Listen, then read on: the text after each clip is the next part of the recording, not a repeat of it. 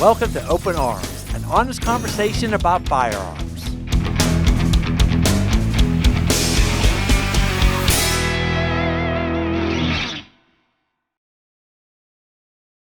Hey everyone, I'm your host Brian Lockerman, and today I have back Russell Reynolds from Master Defense Systems. Now, we have a calling guest today, Russell.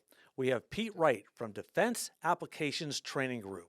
He called in because I think you guys have kind of a similar training program. Welcome, Pete, to the show. Thanks, Brian. I appreciate the invite. Absolutely. So, Pete, tell Russell and I a little bit about you and what you do. Sure. A little bit about me. I spent 8 years in the Marines. Went overseas a couple times. Then I got out of there and I worked for the Federal Bureau of Prisons for about 7 years. And I worked in one of the penitentiaries, so a lot of the high security guys. And then after that, I spent a little bit of time doing federal contracting here in the U.S. Um, and through all of that, I kind of saw, I saw a lot of the training that I received, and a lot of it was pretty good training.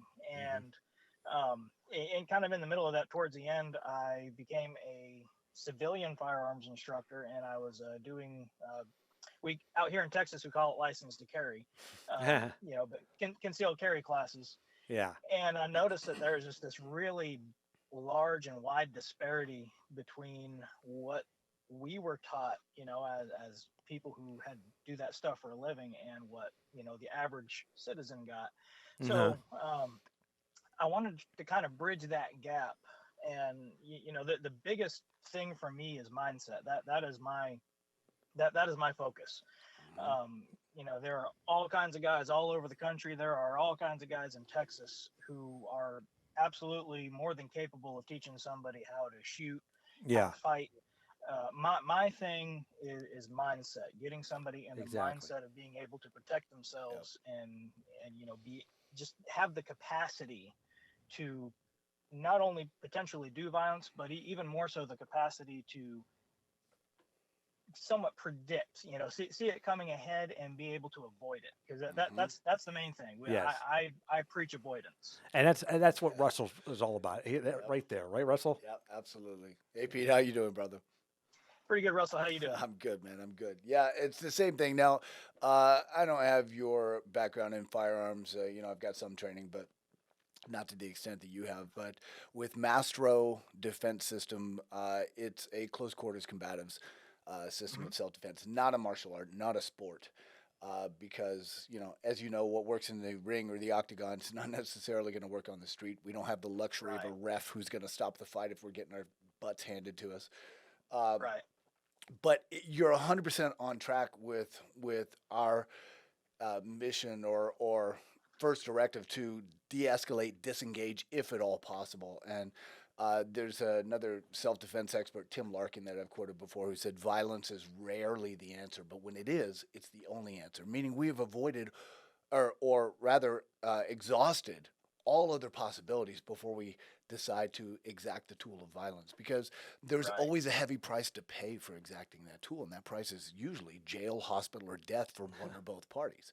So if we can avoid it, we absolutely will. And you're right that it's knowing what to look for, which most people don't. They're walking around like a deer in the headlights, completely oblivious of their surroundings. No situational awareness whatsoever.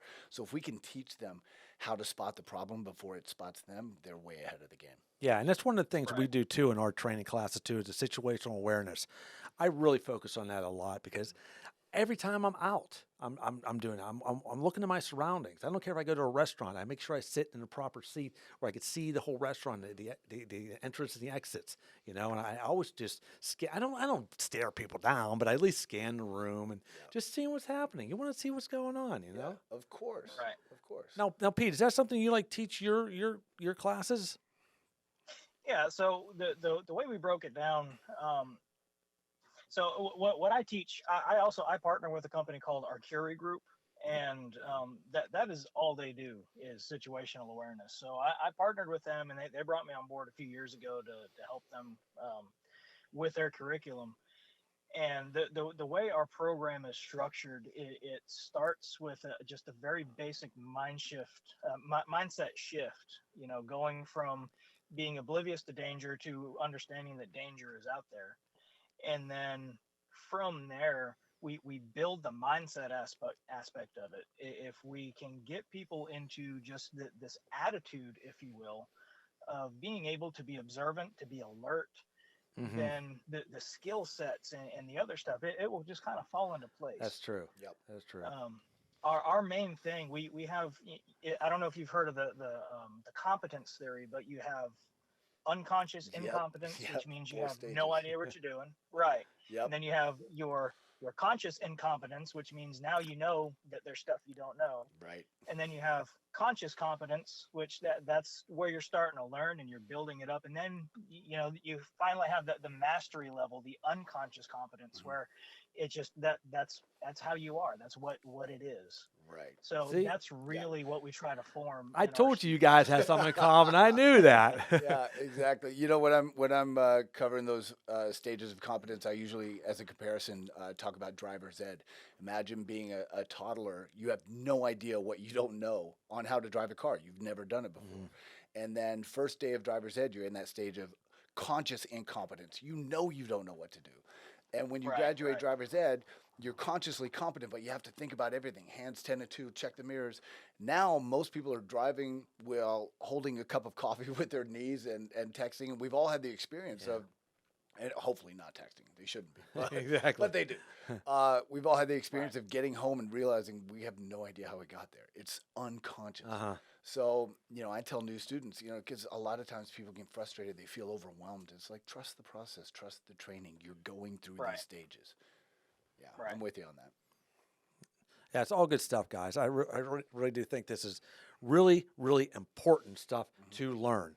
I mean, you know, yeah, people do want to go, you know, buy a gun and get trained with their gun and stuff like that. But I think this is more important than that, to tell you the truth, in the long run. I agree. It really is. I really It do. is.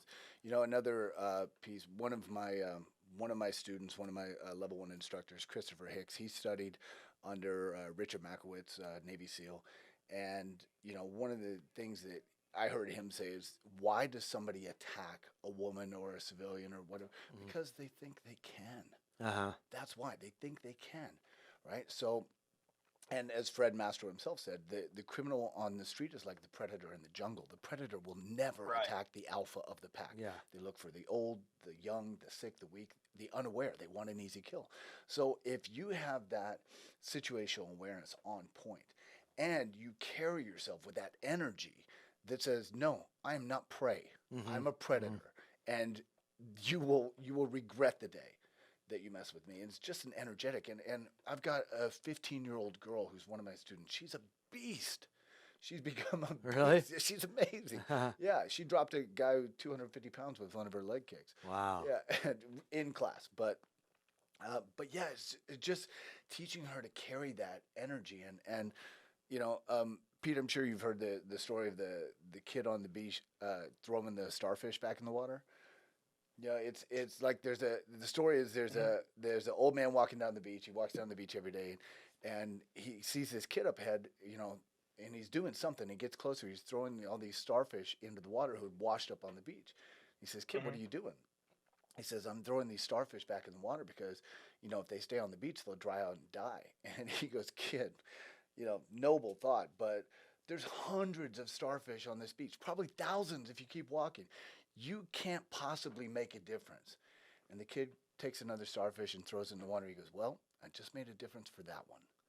There you go. So, Right. you know, everybody that we get to empower with this Uh-huh. self-awareness and self-confidence and not being an easy target and not being easy prey, we make a difference for that one. Yeah, I agree. You know? I agree with that. Right. That's very well said. I like that starfish story. Yeah, it's a good story. I wish I'd thought of it myself. But I got That's it. great. Yeah. Yeah. So Pete, with all your other stuff that you do you said Right. you do gun training too or not? I do. Uh-huh. I try to start with the situational awareness stuff, and I also teach a class specifically on de-escalation. I also have a less lethal class. I try to Oh, push that stuff. beforehand. But especially being in Texas, it's usually the gun stuff that most people are interested in. Yeah, I totally So, understand it. Yeah, I'm originally from Texas, so I get it. Gotcha. Right. Russell, do you do any less lethal training like that? Oh yeah, yeah. I mean, empty hand training is absolutely less lethal. Yeah. Although we we teach people vital targets first. And again, I'm gonna Christopher Hicks, Armor Up Self Protection. He's one of my students. He's a fantastic guy. Um, he had this great thing. He said he asked people in self defense. You've got three elements. You've got weapons, targets, and movement. Which is most important? Most people say movement. And he goes, no. So, and he has a woman who's never done any training come up to him and say, our agreements go slow, right? So I'm using whatever part of your body you want, however you want, go to strike me in the groin. And she'll throw a knee or something. Okay, go to strike me in the eye. She'll use fingers. He goes, okay, great. Did I tell you what part of your body to use? No. So it wasn't weapons. Did I tell you how to move? Nope. So it's not movement, it's targets, right? So this is the thing about, like we talked about last time, I think, MMA, Brazilian Jiu-Jitsu, boxing, all great stuff. But is a woman half my size going to trade punches with a guy my size? Of course not. Of course not. Nope. Right? But I can't train my eyes in the gym. No matter how much I work out, you bury your fingers a digit deep into my eyes, I'm done. Right? It's over. So we do that less lethal. We talk about vital targets and force multipliers before you get to firearms. And knives, like a lot of us carry knives, but I'll tell people, I'm like, listen, if you've not had years of knife training, don't carry a knife. One, if it gets taken away from you, you got really big problems. Exactly. You got really big problems. Two, a knife is a lethal weapon. It is not, you don't pull a knife to threaten somebody or warn somebody. You pull a knife to kill somebody, and it's come to that stage where your own life is at risk. And most people are not prepared for that mental and emotional trauma. So don't carry a knife. Now, what can they use? Weapons of opportunity. Their cell phone. You crack somebody with the corner of a cell phone, they'll change their mind pretty quick. Same thing. Rolled up magazine, a pen. Everybody saw Born Identity. Right? Easiest thing in the world. Funny you say that, because my guy, I told you about my guy I trained with over the years. And one thing he did, he trained us on anything that was in the room you could use for a weapon and how to use it. It was amazing what he was showing me. You know what? I don't know if you guys know this or not. I mean, both you guys. He took a newspaper, and he rolled this newspaper up super tight, and had it all banded up. He said, look at this, feel this. It was like a freaking club. Well, we use magazines. It's one of my favorite weapons. The detail that matters is most people will roll it, and a stapled magazine, a little thin one, will not work. You got to have a magazine with a spine that's bound. Most people roll it from the spine to the outer edge of the page. Flimsy. Roll it from the outer edge of the page to the spine. And when you do it that way, as much as I work out, I can't bend it in half. If I try to bend it over my knee, I can't bend it in half. And it's perfectly legal in all locations. I carry it through TSA. You can walk into a government building, nobody's going to say a word. If they do, tell them you're an avid reader.